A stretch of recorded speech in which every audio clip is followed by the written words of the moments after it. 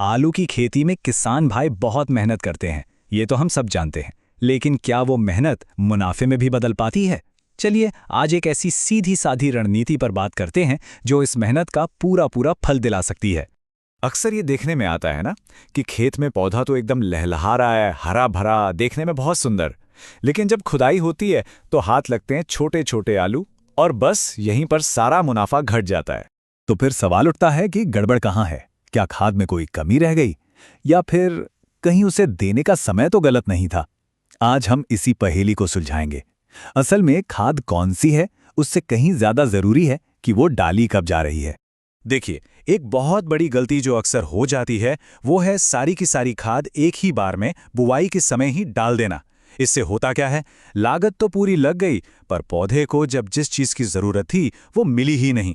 नतीजा, पैसा और मेहनत दोनों बर्बाद, और पैदावार उम्मीद से। तो इसका हल क्या है? हल बहुत आसान है, पर उतना ही असरदार। एक सीधा सा नियम, खाद को 3 हिस्सों में बांटकर 3 अलग अलग मौकों पर देना है। यही है ज्यादा पैदावार का असली सीक्रेट। तो चलिए इस 3 स्टेप वाले नियम को जरा गहराई से समझते हैं। पहला कदम, और शायद सबसे जरूरी कदम, बुआई करने से भी पहले शुरू हो जाता है। यह है खेत की तैयारी का समय।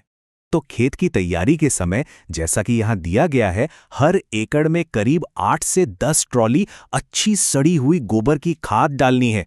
उसके साथ जाएगी 8 बोरी डीएपी, 1 बोरी पोटाश, और अगर मिट्टी में कमी है तो जरूरत के हिसाब से जिंक। ये मिक्सचर एक तरह से पौधे के लिए एक मजबूत बुनियाद तैयार कर देता है। इस पहली डोज का मकसद बिल्कुल साफ है, मिट्टी को सेहतमंद बनाना और पौधे की जड़ों को वो शुरुआती ताकत देना, ताकि वो आगे चलकर जमीन से पोषण अच्छी तरह खींच सकें।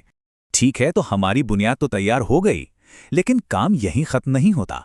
एक अच्छी शुरुआत के बाद अब फसल को बढ़ते हुए भी सही पोषण देना है। तो अब बात करते हैं दूसरे और तीसरे चरण की। दूसरा स्टेज आता है बुआई के लगभग 20 से 25 दिन बाद। ये समय बहुत नाजुक होता है, क्योंकि इस वक्त पौधे को बढ़ने के लिए एक खास तरह के बूस्ट की जरूरत होती है।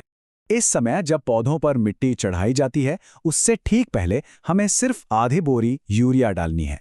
ये पौधे को शुरुआती बढ़त देगी, पर यहाँ मात्रा का ध्यान रखना सबसे ज्यादा जरूरी है। और ये चेतावनी बहुत बहुत जरूरी है। अगर इस स्टेज पर यूरिया जरा भी ज्यादा हो गया तो पौधे की सारी ताकत ऊपर पत्तों को बढ़ाने में चली जाएगी और नीचे आलू बनना बंद हो जाएगा।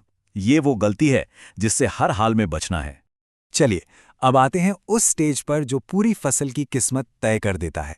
ये वो समय है जिस पर अगर ध्यान दे दिया तो समझो आधी जंग जीत ली। इसे कहते हैं ट्यूबर फॉर्मेशन स्टेज, मतलब आलू बनने का समय।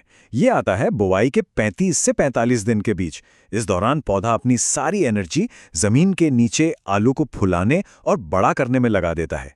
इस गोल्डन पीरियड में हमें देनी है आधी बोरी पोटाश और साथ में सल्फर या एसओपी, जिसे सल्फेट ऑफ पोटाश भी कहते हैं। और हाँ, इसे हल्की सिंचाई के साथ देना है ताकि ये सीधे जड़ों तक पहुंच जाए। यही वो खुराक है जो आलू का साइज बढ़ाएगी। तो ये बात गांठ बांध लेनी है। यही वो स्टेज है, यही वो खाद है जो आलू को बड़ा, वजनदार और चमकदार बनाती है। असल में मुनाफा इसी स्टेज पर तय होता है। तो हमने तीनों चरणों को अच्छे से समझ लिया है। अब फटाफट से इन सारी बातों को एक बार दोहरा लेते हैं, ताकि जो जरूरी पॉइंट्स हैं वो दिमाग में बैठ जाएं और आम गलतियों से बचा जा सके। इन 5 गलतियों से हमेशा बचना है। पहला, ज्यादा यूरिया, ये सिर्फ पत्ते उगाएगा। दूसरा, बिना पानी के खाद डालना, वो बेकार हो जाएगा। तीसरा, तेज धूप में स्प्रे करना, पत्ते जल सकते हैं। चौथा, सारी खाद एक बार में डालना। और पांचवा, बाजार में नकली खादों से हमेशा सावधान रहना। अगर इस पूरी चर्चा की एक बात याद रखनी हो तो वो ये है, ये एक गोल्डन रूल है।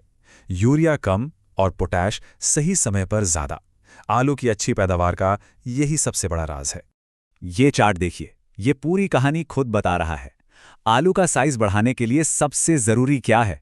पोटैश और उसे देने का सही समय। इनकी वैल्यू सबसे ज्यादा है।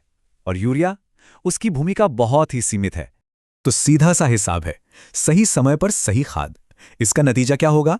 बड़े साइज का आलू, ज्यादा पैदावार और जाहिर है ज्यादा मुनाफा। तब सवाल ये है कि जब फसल को इतना सोच समझकर सही समय पर सही पोषण मिलेगा, तो क्या वो अपनी बम्पर पैदावार से अपनी सफलता की कहानी खुद नहीं सुनाएगी? बिल्कुल सुनाएगी।